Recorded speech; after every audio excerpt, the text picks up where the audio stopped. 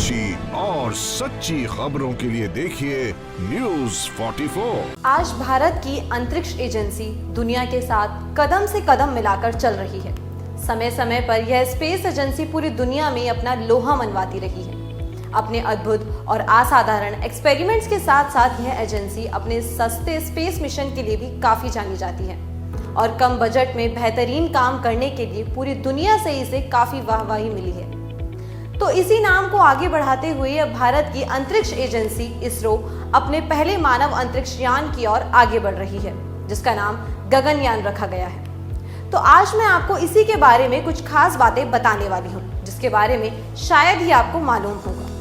नमस्कार, आप देख रहे हैं न्यूज़ 44 और मैं हूँ आपके साथ दीक्षा राठौर। तो सबसे पहले आपको बताते हैं कि आखिर ये गगनयान मिशन क्या है।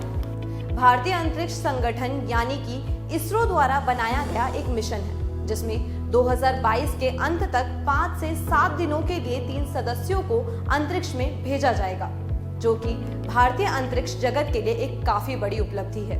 और इस मिशन के प्रमुख वी.आर. ललिथाम्बिका है, जो कि इसरो में साइंटिस्ट के पद पर नियुक्त है।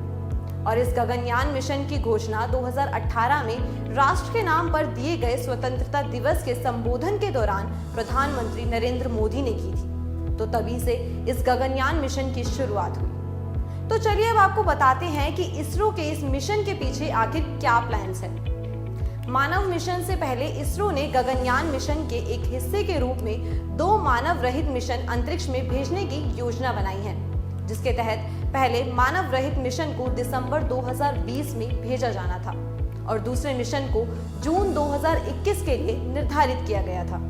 हालांकि कोरोना वायरस महामारी के कारण पहले ही मिशन में देरी हुई, जिस कारण शेड्यूल को आगे बढ़ाना पड़ा और इस गगनयान अंतरिक्ष यान को 300 से 400 किलोमीटर ऊपर पृथ्वी की निचली कक्ष LEO में रखा जाएगा। और ये गगनयान मिशन इतना महत्वपूर्ण इसलिए है क्योंकि यह पहला स्वदेशी मिशन है जो भारतीय अंतरिक्ष यात्रियों को अंतरिक्ष में भेजेगा। और अगर ये सफल हो जाता है तो ये भारत को ऐसा करने वाले चौथे देश में शामिल कर देगा, जिसमें अभी सिर्फ अमेरिका, रूस और चीन जैसे देश ही शामिल हैं।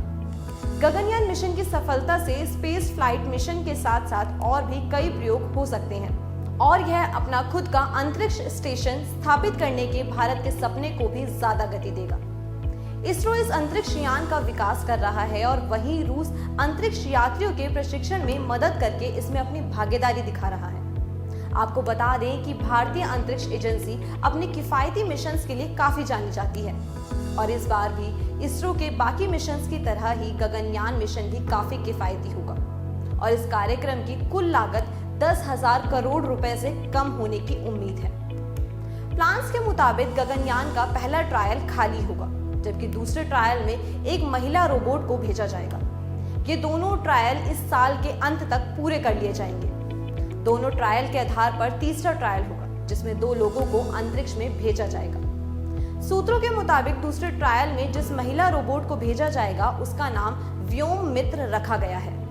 इस रोबोट को इसरो ने डेवलप किया है। गगनयान लॉन्च के लिए 500 से ज्यादा इंडस्ट्री शामिल है। इसके लिए कई रिसर्च मॉड्यूल बनाए गए हैं, जिसमें भारत में निर्मित रिसर्च मॉड्यूल भी शामिल है और इस मिशन को भारत का पहला इकलौता अंतरिक्ष मिशन बताया जा रहा है। आशा करती हूँ आपको ये जानकारी पसंद आई होगी और आप जान चुके होंगे कि आखिर ये गगनयान मिशन क्या है। और अगर आपको कोई सवाल है तो हमें कमेंट करके जरूर बताइएगा।